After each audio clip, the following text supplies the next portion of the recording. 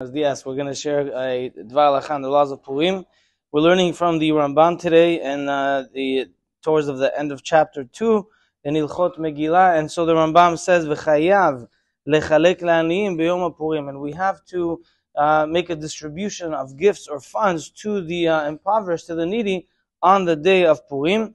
En pachot mishne aniyim noten lekol echad matana achat o ma'ot minei tafshil. So at least two poor people we have to give either gifts or food on the day of Purim. And how do we know that we have to give gifts to the poor on the day of Purim? As it says in the scroll itself, umatanot la'evyonim, and we give matanot to the impoverished. Says the Rambam, ve'en medakdikim b'ma'ot Purim. We don't have to be very particular on who we give the money to. Is the person really worthy of receiving charity? Or are they not worthy of receiving? Rather, says the Rambam, elakol poshet yad, notnim lo, anyone that just opens their arm and says, please give me. We give them. That would infer that during the year, maybe you can be a little picky about it, say, hey, is this a worthy recipient or not? But on Purim, kol poshet yad. And by the way, our Chachamim also learn that also when we open and turn our hand to God, on Purim, it's a very special time to ask for all our needs.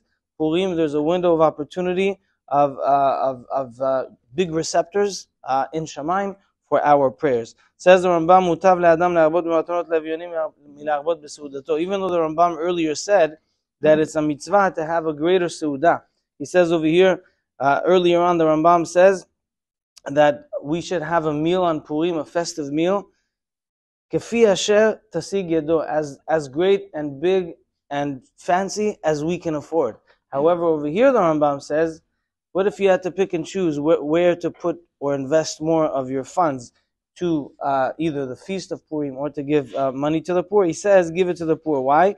Because there's no greater simcha, no greater gift, no greater action, no greater pious activity than bringing happiness and joy to the hearts of the impoverished, the widows, the poor. Why? Because those that give joy to the poor is resembled to the Shekhinah. If we want to be resembled to the divinity of God, how can we emulate the ways of God? When we give charity, when we help the poor, when we look at those that are in the peripheral of society, bring them closer, bring them in, open our hearts, open our homes, and open our pockets. Kadosh Baruch Hu, God made it in such a way that it's hard to give tzedakah, but on Purim we overcome that, and Hashem gives us in return a great blessing. Baruch Adonai L'olam. Amen.